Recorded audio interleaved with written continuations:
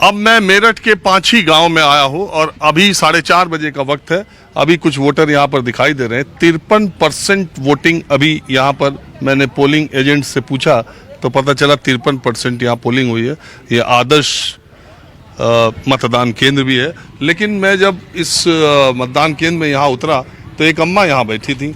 मैंने, जैसा कि आप जानते हैं, जैसे जो कुछ भी होता है मैं देखते रहता हूँ। आप अंदाज़ा लगाइए कि इनका नाम क्या है, इनका आधार, इनकी उम्र कितनी है, तब तक नाम मैं बताता हूँ।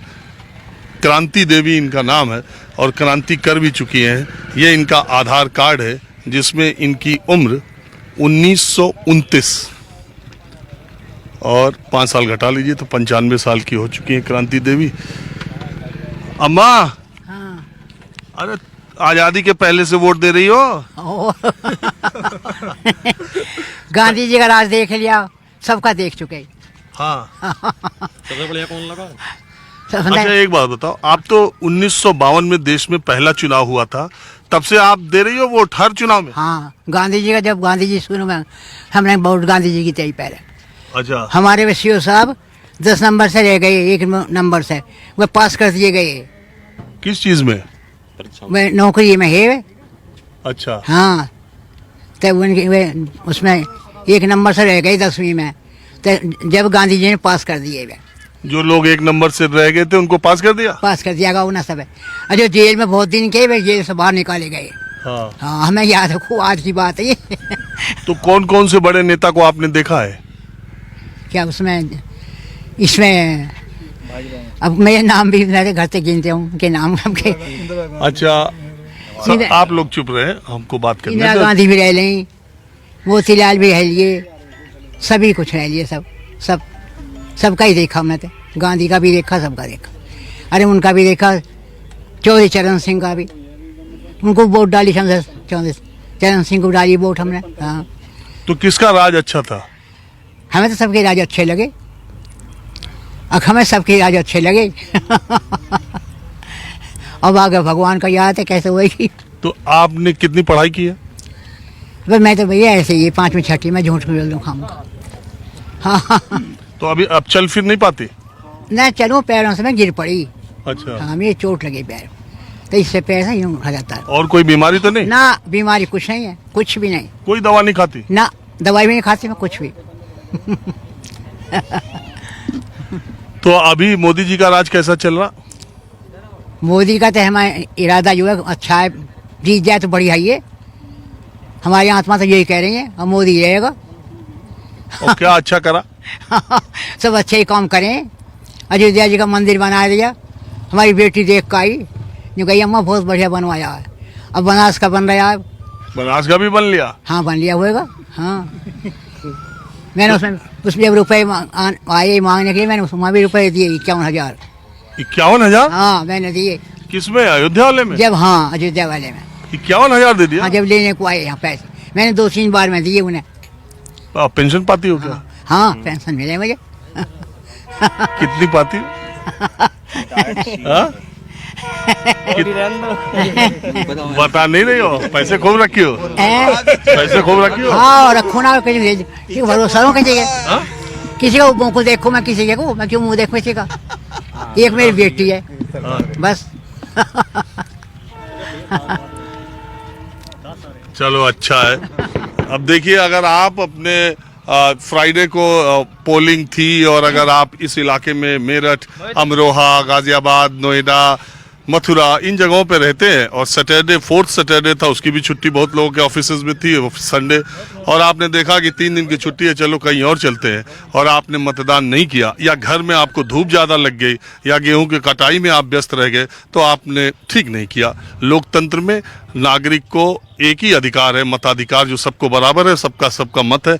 कम से कम क्रांति देवी माता जी, दादी जी, परदादी भी कह सकते हैं, इनसे सीख लेके आगे वाले चरणों में जो मतदान है, मेरी न्यूज़ 24 की अपील है कि आप ज़्यादा से ज़्यादा संख्या में मतदान के लिए बाहर निकलें। बहरहाल कुछ और लोग यहाँ पर हैं। वैसे तो मेरी जानकारी के मुताबिक ये गांव तो त्यागियों का है। जी, त्यागियों का गांव है ये पूरा ना? हाँ जी, पूरा नहीं, और भी हैं, SC समाज भी है हमारे यहाँ पे, कोरी समाज भी है, वो भी है, मुस्लिम भी हैं। अच्छा जी। तो एक त्यागी बसपा से यहाँ से लड़ रहे हैं, उसका क्या फर्क है? बस 5 या 10%, कुछ नहीं है। 5-10% का त्यागी में, त्यागियों में। पहले तो 100% बीजेपी का। नहीं, हाँ, बीजेपी का 5-10% तो बरादरी के रिश्तेदारी के नाते से कट ही जाता है जी, इतना तो आपको क्या लगता है कि बीजेपी और मतलब मेरठ की लड़ाई 3 तरफा है या आमने सामने की? क्लियर है जी हमारी तो। 1 लाख से भी ज्यादा वोटों से जीतेगी बीजेपी। ये अरुण गोविल कैंडिडेट की वजह से? हाँ, नहीं, मोदी जी की वजह से भी, और बाकी तो बच्चे मोदी जी के ये हैं, तो कैंडिडेट मोदी जी ने भेजे हैं, तो ये तो देनी है वोट तो। आप बताइए। त्यागी लोग तो सब बीजेपी में रहे पहले, ये कुछ ये देवव्रत त्यागी के टिकट से कुछ इधर उधर हुए, और 2, 4, 5, 10, 20, 50 कितना %? बस मैं तो 1% भी नहीं कह सकता जी, क्योंकि हम तो ये देख रहे हैं सब लोग मोदी जी योगी जी के उसको वोट दे रहे हैं जी, अच्छी वोट चल रही है, और हमारे अरुण गोविल जी जो है भारी मतों से विजयी होंगे। हाँ जी, चलिए ठीक है। अब मैं जरा दूसरी तरफ ले चलता हूँ आपको। अब देखिए वोटिंग बिल्कुल खत्म होने के कगार पर है, कुछ मिनट बाकी हैं, और मैं हापुड़ शहर में आ गया हूँ। शहर से थोड़ी दूर का ये पोलिंग स्टेशन है, करीब 4-5 किलोमीटर दूर, और यहाँ पर भी पोलिंग प्रतिशत कम ही रहा है, 50 से कम है। यहाँ पर इक्का दुक्का 1-2 वोटर यहाँ दिखाई दे रहे हैं जो इस वक्त भी आ रहे हैं, और यहाँ पर पोलिंग एजेंट है। आप किस पार्टी के हैं? जी, बीजेपी, भारतीय जनता पार्टी। और आप? बीएसपी से देवदत्त त्यागी। और सपा वाले पोलिंग एजेंट? वो तो कोई नहीं, बस 2 ही हैं हम, बीजेपी और बीएसपी। ऐसा क्यों है? ऐसा कुछ कह नहीं सकते, वो तो उनके ऊपर निर्भर करता है कि क्यों नहीं आए। अच्छा, इसका इस पे कारण थे ही नहीं? इस पे थे नहीं, सुबह से नहीं थे। तो यहाँ लड़ाई क्या बसपा और बीजेपी में ही है क्या? हाँ, इस इस बूथ पे तो मेरे घर से यही दिखाई दे रहा है। आप देख लीजिए कि हम दोनों ही एजेंट हैं और वो नदारत हैं, तो इसका मतलब उन्हें यहाँ से। अच्छा, ये पोलिंग इतना कम क्यों हुई? पोलिंग कम होने का कारण अभी लोगों में शायद जागरूकता की कमी है, और लोगों में शायद सरकार के प्रति थोड़ा बहुत रोष भी हो सकता है। यहाँ अरे यार, आप तो बीजेपी के ही एजेंट है ना? नहीं, मतलब अन्य दलों के खिलाफ, सभी दलों के खिलाफ कह रहा हूँ, उनके खिलाफ रोष की भावना भी हो सकती है। ये भी एक कारण हो सकता है कि महंगाई का कारण हो सकता है, बेरोजगारी का कारण हो सकता है। इसके अलावा अन्य कारण भी हो सकते हैं।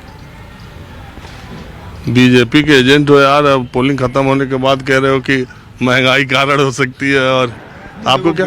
सर बेरोजगारी तो कुछ नहीं।